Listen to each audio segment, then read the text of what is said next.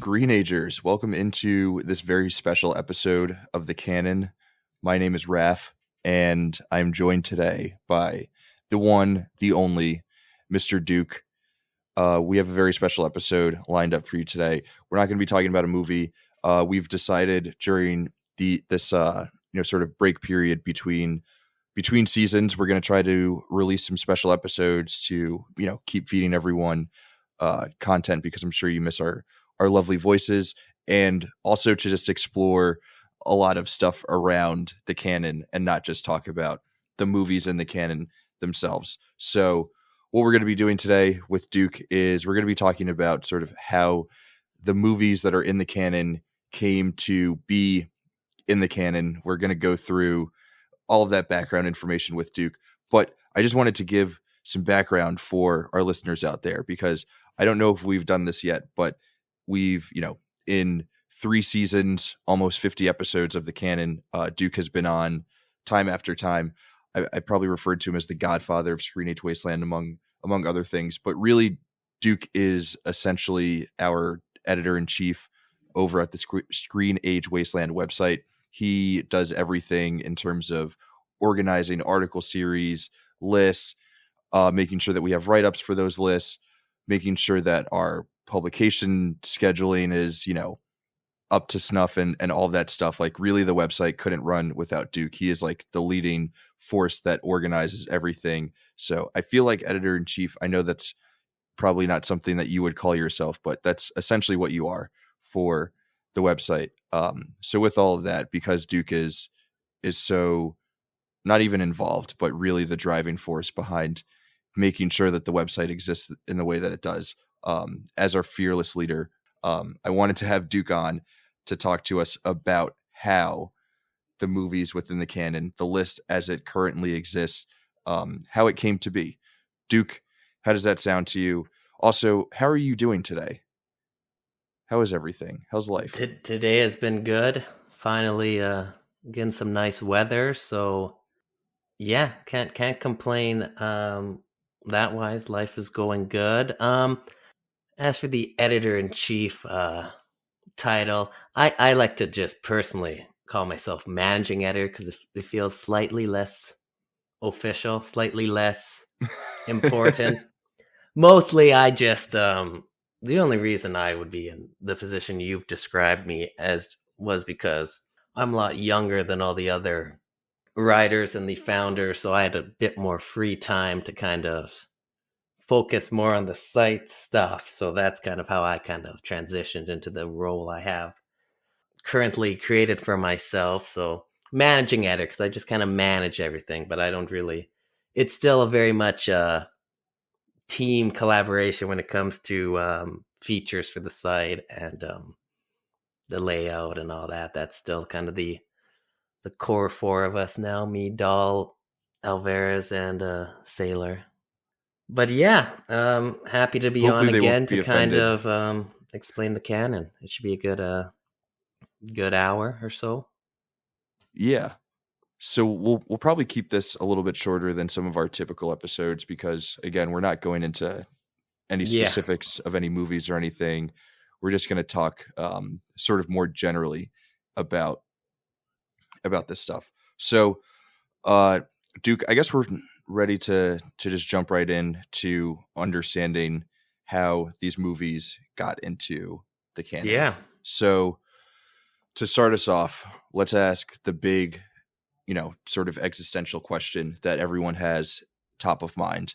What was the intended purpose of the canon in its original written form? I guess we could maybe also get into the intended purpose of this this podcast as a sort of subsequent not second screen viewing, but whatever. You know what I mean. Yeah, I know what you're talking about. Yeah.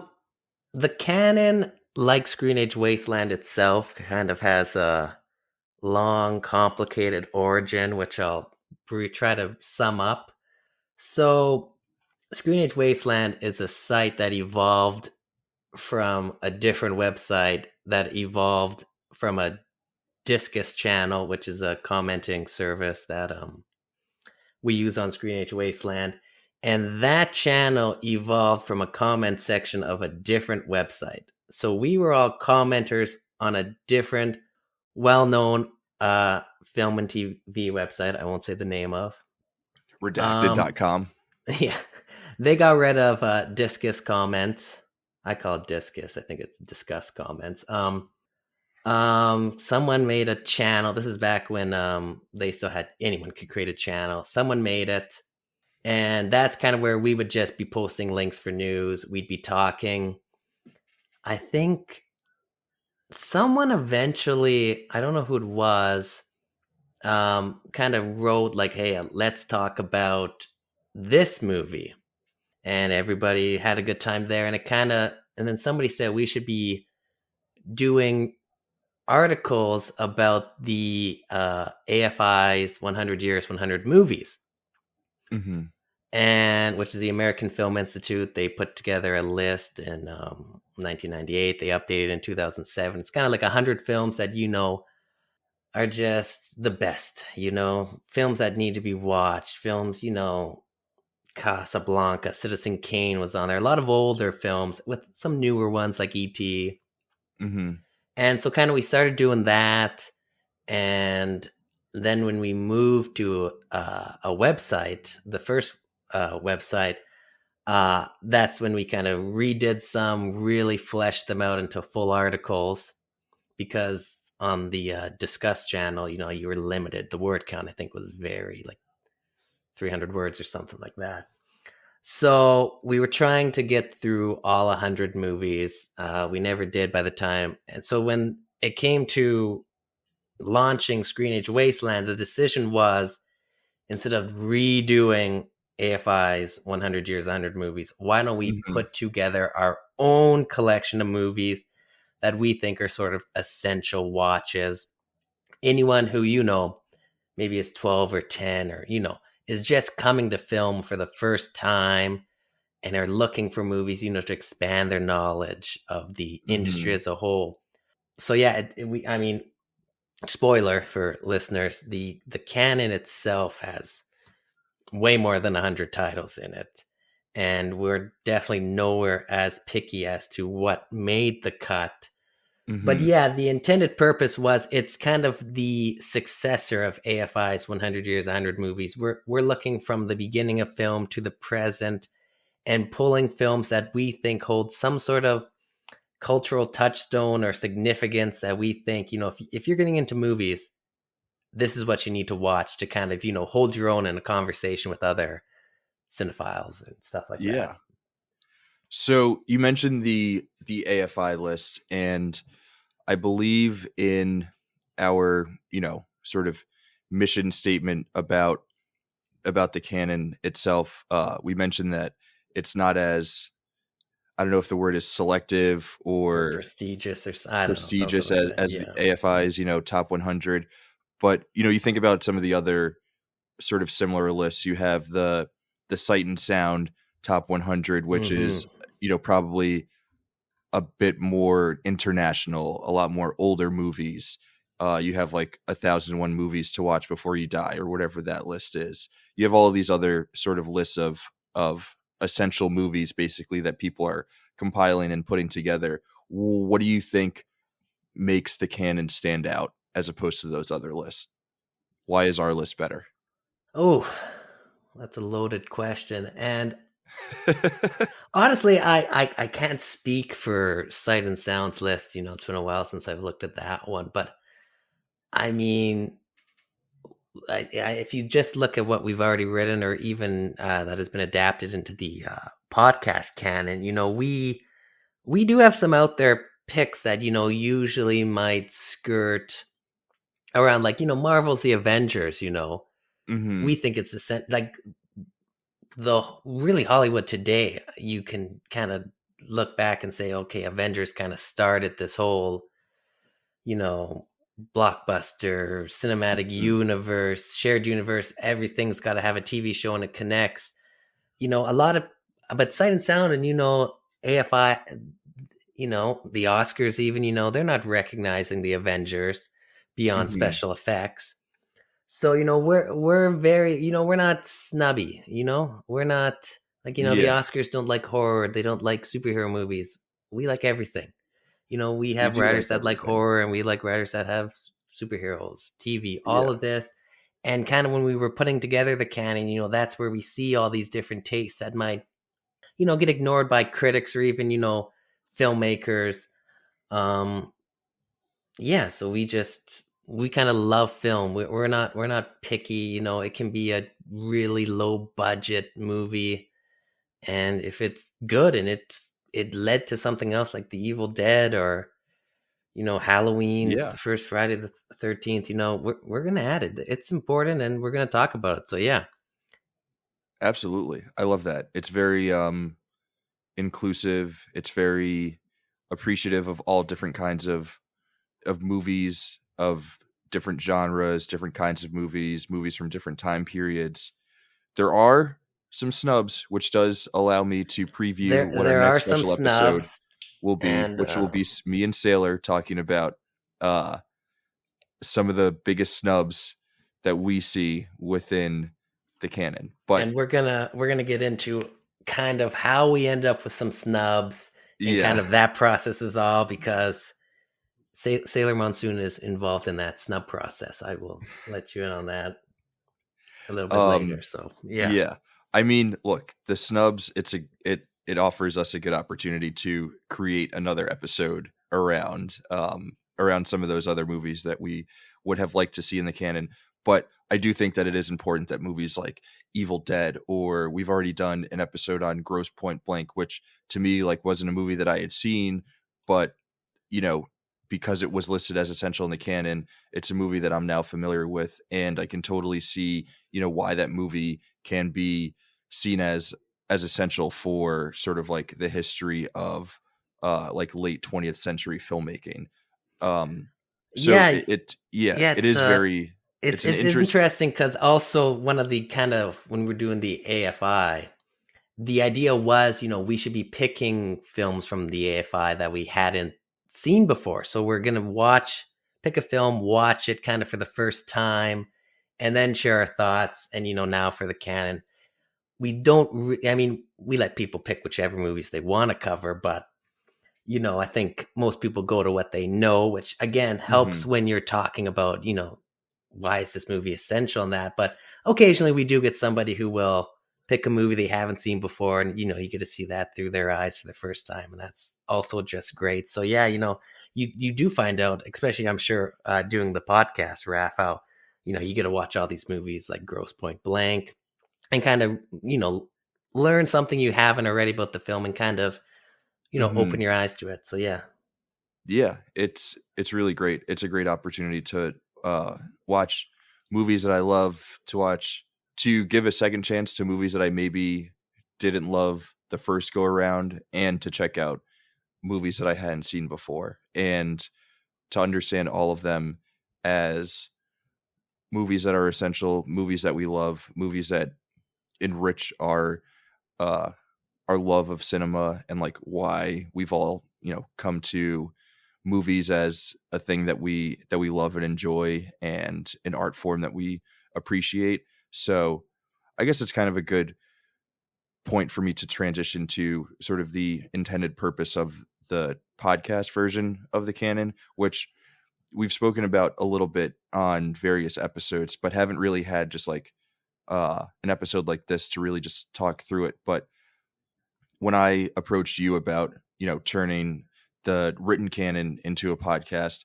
my idea was, we have all of these essential movies. We um we have all these write-ups about them. We should talk about them and like have conversations with people about why they love these various movies. And we've already established that these movies are essential.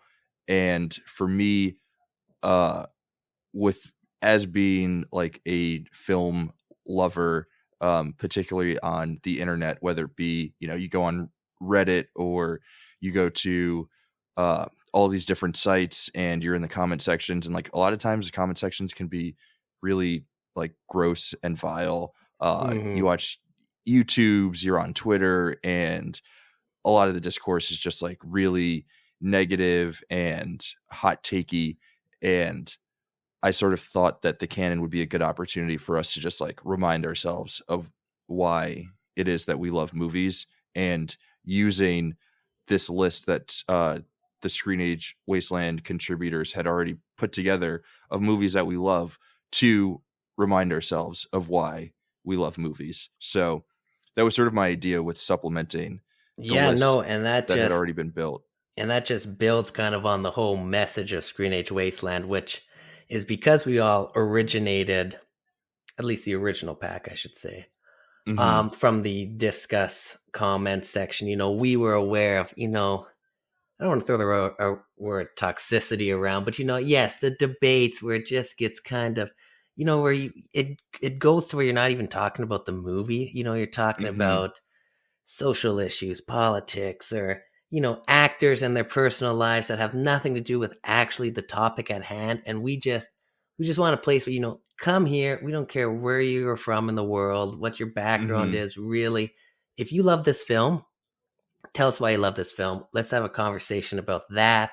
And that's kind Mm-hmm. of the whole community we've been trying to foster here. Yes, you can still disagree, but as long as you're following the commenting policies and staying on topic and talking about the movie, disagree, have an argument, go bananas. So yeah, no, this evolution with the canon and the podcast, now continuing these conversations, yeah, it's just been a perfect marriage, I'll say, of the site and this next evolution of us branching out into other formats like YouTube and podcasting. And everything else. Who knows? Maybe Exactly. there will The be future. a docu-series about the origins The of origins. the Wasteland. Yes. So, Duke, the next question that I want to ask you is, how were movies first voted into the canon? So we've got the basic idea of what the canon is, but then we had to like actually Put it pick the together. movies. Yeah, put together the list. So how did those like initial rounds of voting go? I know that we've had subsequent votes, The and I've subsequent been, rounds have been different. yeah, okay, I've been part Condensed. of those Similar subsequent but ones. condensed. But tell us about So the initial round. the initial rounds, basically, some of us brought some stuff from the old site. We lost some of it. But if we had an AFI 100 write-up from the old site that was in good shape, we were just going to repurpose that as some of the first canon entries. So, Toy Story, I think my Raiders of the Lost Ark, a lot of Sailors, actually. Um, Mm-hmm. those were just automatically brought in. A lot of the AFI 100 movies, except for The Odd Couple, are part of the canon, and that kind of gave us kind of an early leg up to kind of build the canon. So, but then it was basically we took all the writers who, do reviews, Bob, Ramona, Dahlgren, everybody. Mm-hmm. And basically just, I think we gave them a month, hey, put together movies you think are essential, movies, that you like, that you think everybody should watch. We explained the premise as we just went into. They, I think, sent them all, or they emailed to the Saw email. I put them all together, tallied them up, so two people said Mm-hmm. this. And then we went and kind of did it by decade. We would put, here's all the 1980 movies. And then I'd individually message them and then say, leave a thumbs up emoji on, the 3 movies. Because at the time, we were limiting it to 2 to 3 movies per year, Mm-hmm. which looking back, and we'll explain this during the subsequent years, but Mm-hmm. looking back, probably was a mistake. But at the time, we wanted to live. The 80s were the problem. There was Yep. too many movies in the 80s that people wanted, and we didn't want it to just be where, because we only do 28 to 35 movies a vault, and for the first 2 vaults, that took us over a year. We didn't want, one vault, and there's like half of it or more is 80s movies. We wanted there to be a nice spread from from the early 1900s to now. So we limited how many would get into each year to kind of prevent that from happening. That's So funny. we did cut down quite a bit. Like there were, I've got the initial sheets here, 1988, for instance, 2, 4, 6, 7 made it into the second round of voting, and we Wow. ditched 2, 4, 6, 8, 10, 12, 14, 16. So we a good three Yeah. quarters didn't make it. Where if you go down to the 70s, we only had 4, we only had 8, and then 4 made it to the next round. So there was the There were 80s only were 8 just movies in stacked the entire decade. that people thought were essential. Yeah, for the 1970, that is. So Oh wow. 1970. Sorry. Where Oh, the year 1988 had 1970. 16 and Okay. 1970 only had 8. Just as an Okay. example, how Yeah. some I thought you meant the entire decade of the 70s. no, that would have been. Yeah. I we should have quit if that's all we could have come up with. Yeah. I was ready to jump out my So, window. but this took us months. Like, the Canon launched in January of 2020, and ScreenAge Wasteland itself officially launched in June 2019, and so probably around from June to November, I believe, is when we were assembling this Canon. So it was a lot of round of voting. If you only got nobody votes, nobody votes. What is that? That's not good grammar. If nobody voted for a movie, then we do a second movie. So like for 1988, we took that 16 and the top 8 had, probably 2 or 3 or 5, however many. I think there's 10 of us maybe at the time putting this together. So I think it was like if you get 5 or more or 4 or more, then those made it to the next round. And then we condensed that down even more until we had 2 or 3 that the majority were agreed on. And then that was finalized and we moved on to the next year. And we did that for weeks until we came up with, the initial selection. And so then we all picked and got going. About how many movies were in that initial selection? Let's see if I have the video. If not the video, but okay, here we go. I will just swap the bullet points to numbering. 131 movies was Nice. the initial Canon lineup, and we've since that was from. Oh, and I should. I'm remembering stuff now. That was only from 1950 to 2018, because at the time, Sailor said, none of you have watched movies from before 1950, so I'll just do all those write-ups, so we don't need to vote on those movies. Which, of course, we have since expanded. But yes, the original idea was Sailor was going to write any movie that was worthy of being in the canon. He was going to write that from before 1950. So if you look at the written vaults on the site, Vault 1 and 2, you'll notice that if there's a movie from before 1950, it's from Sailor, but it's also most likely from the previous site from an AFI, and it's been updated. So I think there are only 2. I think it was just the Gold Rush and King Kong. Intolerance. Oh, I forgot about King Kong. Yeah. So 3, yeah. So it was 131 movies, but that was from 1950 to 2018.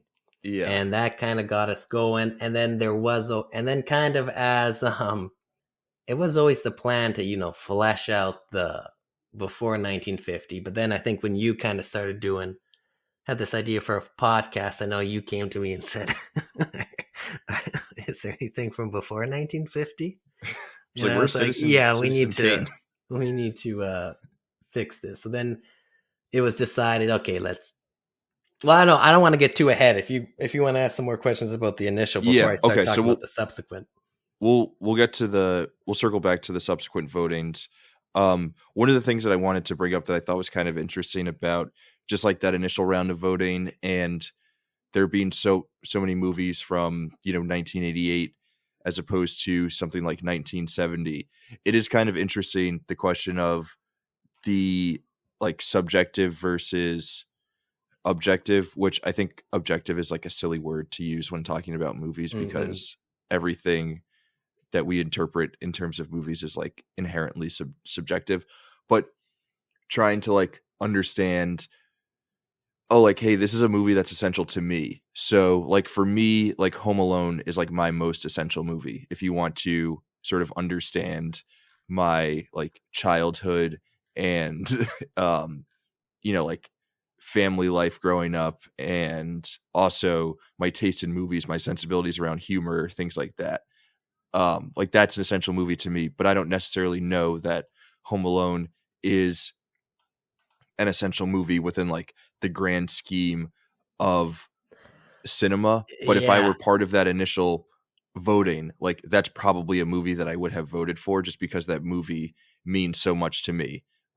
There's so many other examples, and it becomes hard when we're like putting together lists like this. Like, okay, Well, well, is yeah. this a movie that is essential for like me and my life and my personal love of movies, versus is this a movie that maybe I don't like totally love, but its influence is like undeniable in the scope of cinema Yeah. history? No, and I mean that's Not to say that the there's a issue right when you answer kind or a of wrong answer, but it's just an interesting thing, right? yeah, when you get to doing something like this where it's supposed to encompass all of, cinema, you do it does get hard, like Home Alone. Like if you're talking about family comedies, like Home Alone is like top 100, you think. But when you open up to every film, then it's like, is Home Alone? And I think, if anything, the Canon podcast has at least given me personally a better understanding of kind of probably what the Canon we probably should have done with the Canon from the get-go. Is that like, because I said we tried not to be snubby, but I think we still were a bit snubby. I mean, I would consider Home Alone an essential movie to watch. There's a lot of good reasons to go into that, but then you got Mm-hmm. Misery and Goodfellas of that year, which did make the Canon for Yeah. 1990.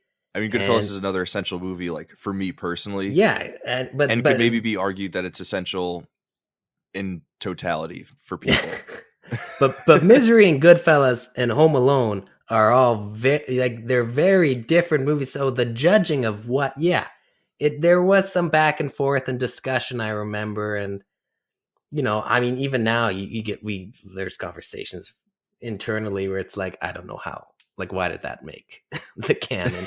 How is that, and how did it get already written up about beforehand? So, but yeah, and I guess to go into that. So the other idea was the canon was going to have a sister series, and Mm-hmm. it was going to be called something like Thunderdome.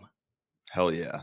And that's what Dahlgren is. Oh, we have a Thunderdome sound effect. Okay. And Sailor and Dahlgren, at least at the beginning, were going to co-write it. And the idea was any movies that made it through the first or second round of the canon finalizing. So, for instance, 1990, since we were just talking about Home Alone, Mm-hmm. Misery and Goodfellas ended up being the two movies from the 1990s that were canonized.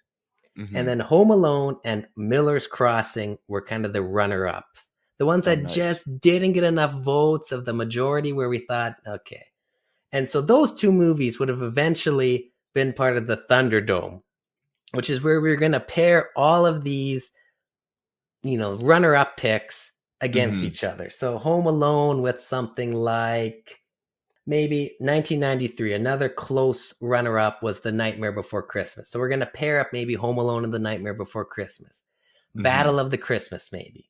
Dahlgren would write up one, Sailor would write the other, making an argument for why it deserved to be in the canon. And then the community, the readers, we have a polling option on the site. We're going to vote, and whichever movie got the most votes was going to get become part of the canon. So it was like a redemption pick. for Yeah, whatever reason, Thunderdome never happened.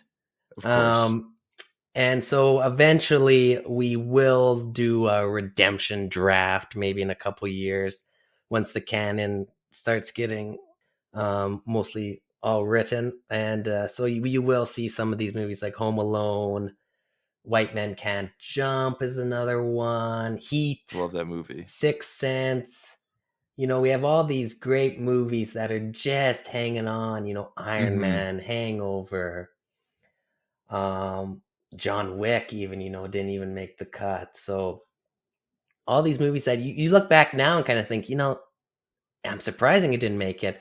They were all supposed to have another shot at getting Yeah. into the canon. And that just was something that, we just never got around to doing.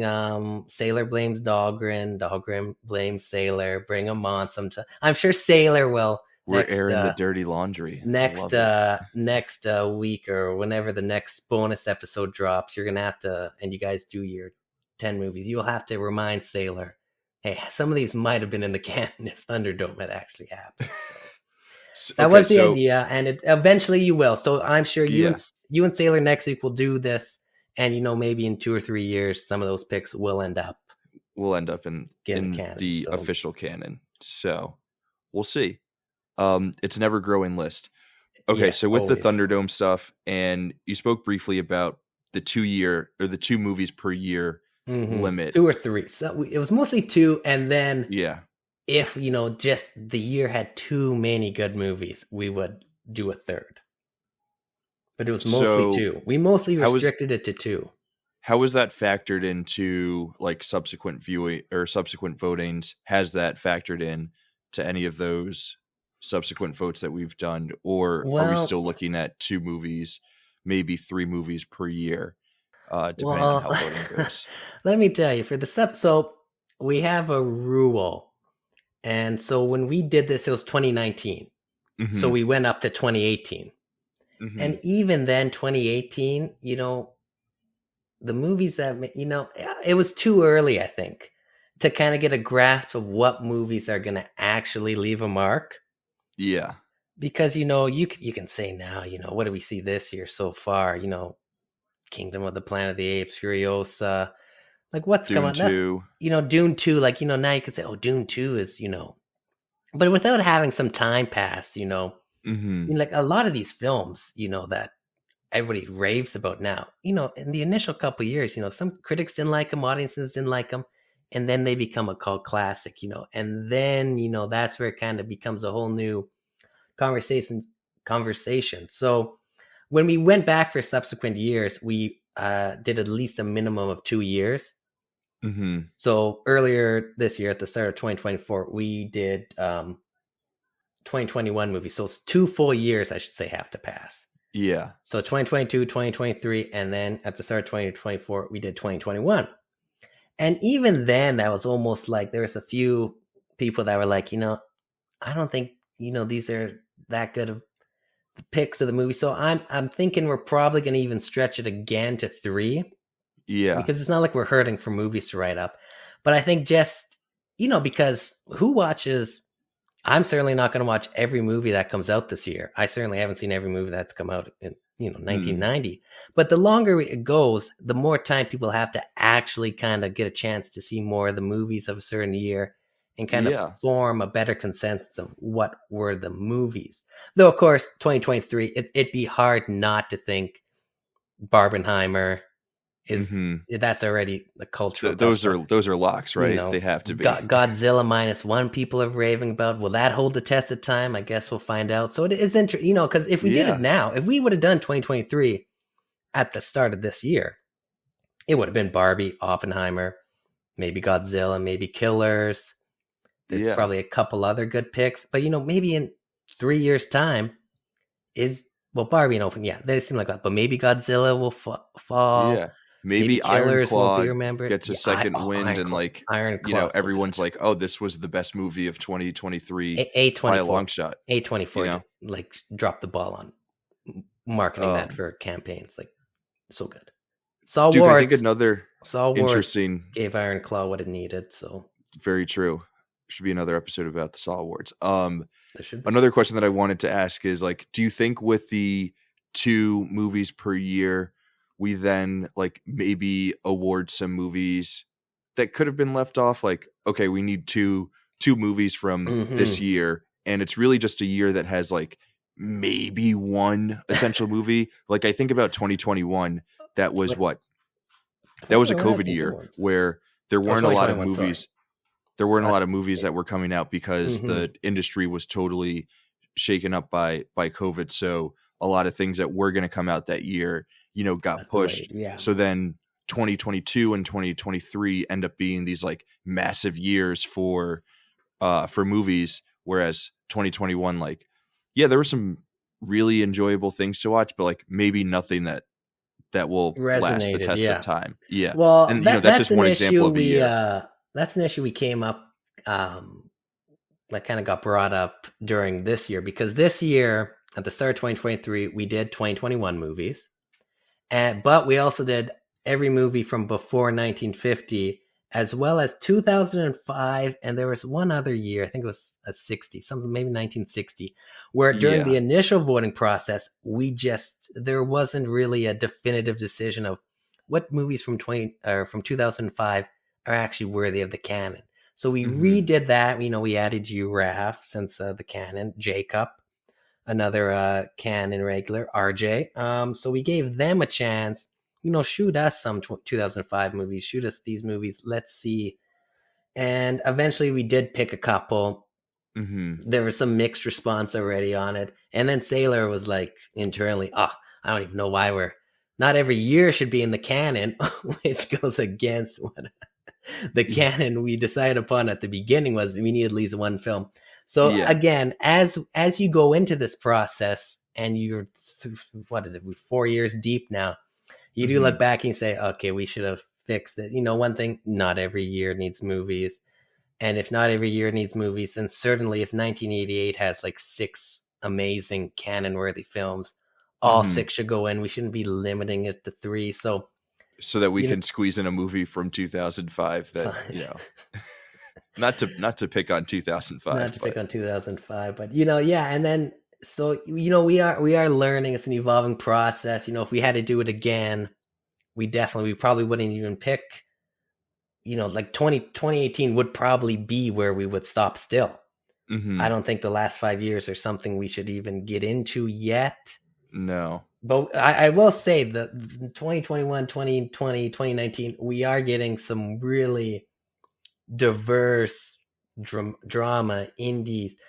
There were a couple, but it is digging deeper, whether that's just right now because the state of blockbusters and kind of all these fun movies just aren't hitting like the 80s and the 90s made them, but we are getting that. Maybe we wouldn't in 5 years, maybe it would be different. So again, the canon is evolving, it's always changing, but definitely at least the subsequent years we have mostly picked 3, it seems, and that's probably pushing it. There, like you said, there hasn't been many in the last couple of years that warrant kind of more than having 3. So we'll have to wait. Maybe 2023 in 3 or 4 years.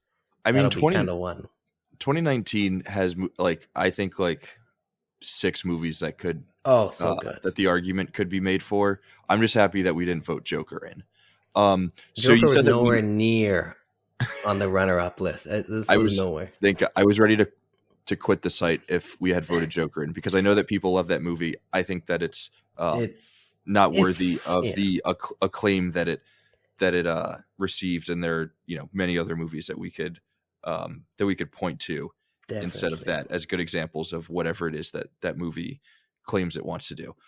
So you mentioned that we finally did some voting for pre-1950 movies. Do you want to talk at all about that? I feel like we got a lot of stuff in there for from the dawn of film to we got some really good stuff in there. And that, of course, that process of selecting was a bit different for some of it's a spoiler for some people, like we got 1895's The Haunted Castle, which is kind of like the first film.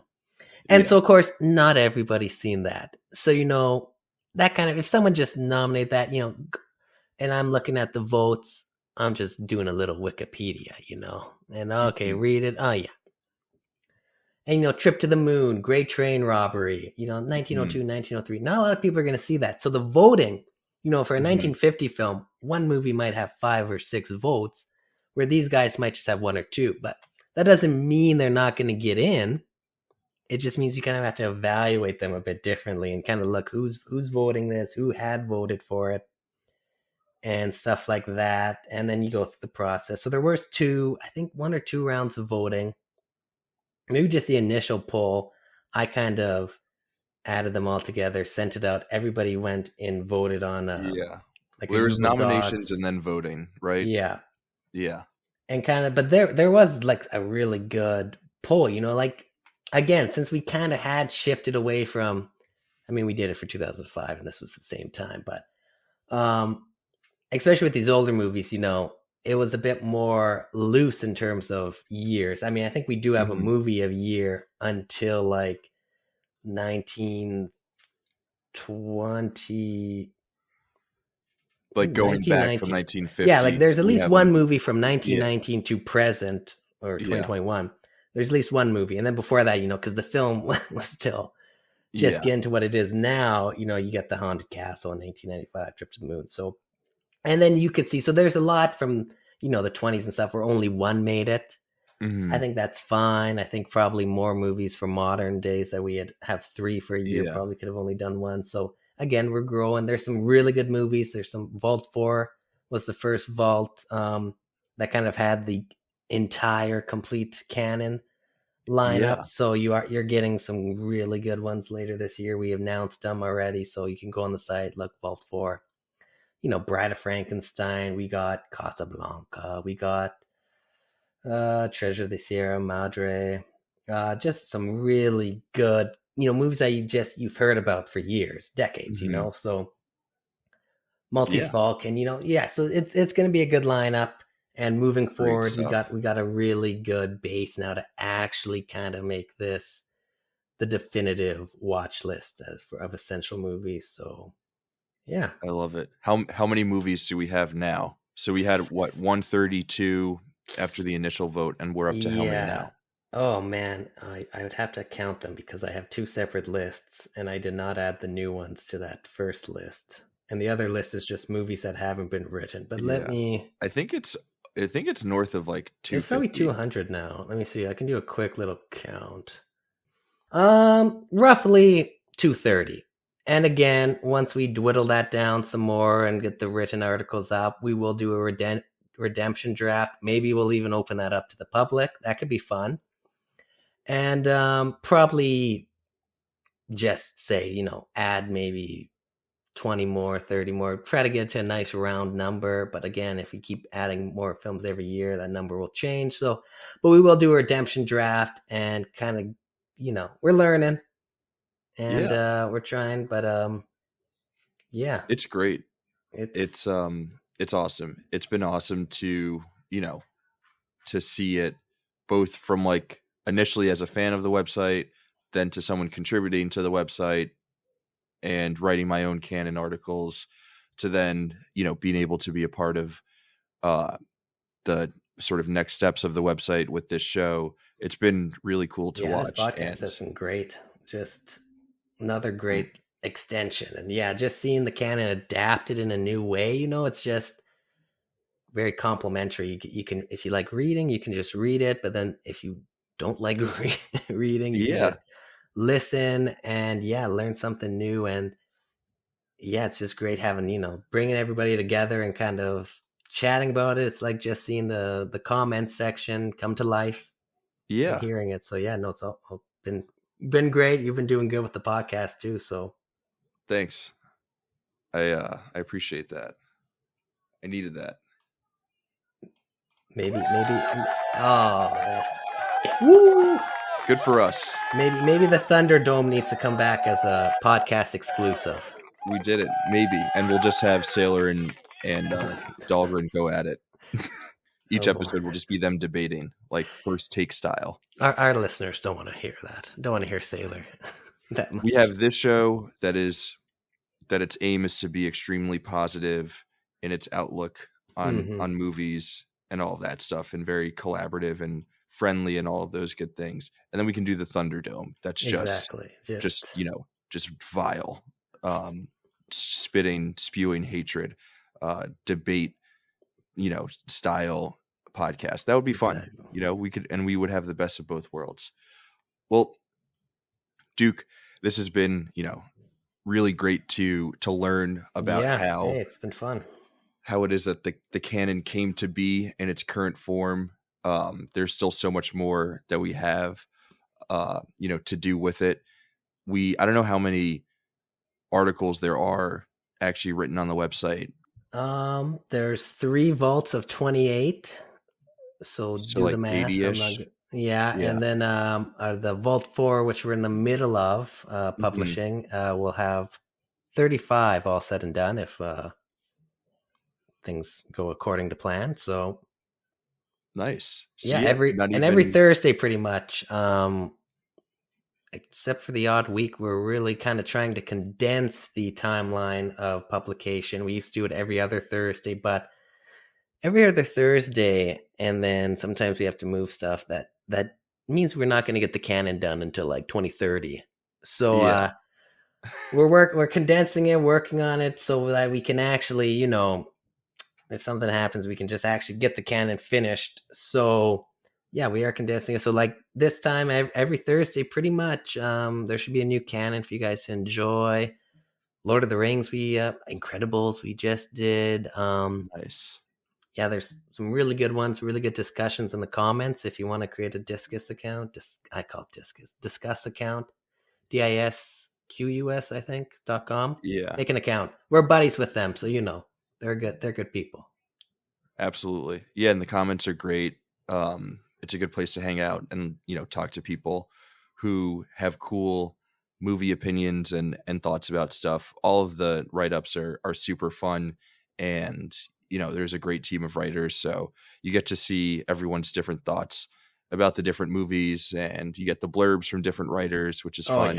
The collabing is definitely the best part of ScreenAge Wasteland, and we're always looking for more writers. So if you're listening and you're good at writing, shoot us an email. You never know. Absolutely. What's the email address? It is info.screenagewasteland@gmail.com. Amazing. So yeah, anyone interested in writing for the website, shoot an email over to that email address. We'll, like Duke said, continue to have new articles for the canon coming out. Obviously, season 4 of the Canon podcast will be coming later this summer, which is very exciting. We'll have an episode later this summer going through what movies are on the list for us to be talking about for or during season 4. So that's exciting. Duke, before we leave, how do you think we've done in building out this list of essential movies, of classics? Do you think we've got the list? I think we got a good start of the list. I think personally, nothing. I maybe 1 or 2 movies I could say probably didn't need to be on the canon, but I'm not going against the tide. I think what's on the canon right now are definitely movies you should be checking out, and hopefully, as we keep tweaking it, and after the redemption draft in the next, I'm thinking 2026. I'm thinking the canon will come together quite nicely. I think we have essentials. And you know what? There's always going to be something that won't make the list. We're always going to forget about something that someone else is going to say is essential. So right now, the ScreenAge Wasteland canon, I think it's a pretty good start. If you wanted to watch movies, we got, as we said, 80 articles on the site. We have almost 50 Canon podcast episodes. There's definitely quite a bit of material you could read, listen, and then of course watch the source and start expanding on your film knowledge. So we're doing good. I think we're doing as best as we can. I agree. I think it's all great. Pat on the back for us, I think. Yeah, pat on the back. How about another cheers for us? Yeah. I think we deserved it. Duke, thank you again for joining for this special edition of the Canon. Like you said, we'll be back either next week or the following week with Sailor to talk about some of the snubs from the Canon list. So that will be fun. And we'll be back, later in the summer, like I said, to kick off season 4 with more amazing movies, obviously amazing guests, people from the website, people from, the world of movies elsewhere. It should really be fun. We will, we hope that we see you there. And until then, we'll obviously, of course, we'll see you in the Wasteland. Take care, y'all. See ya.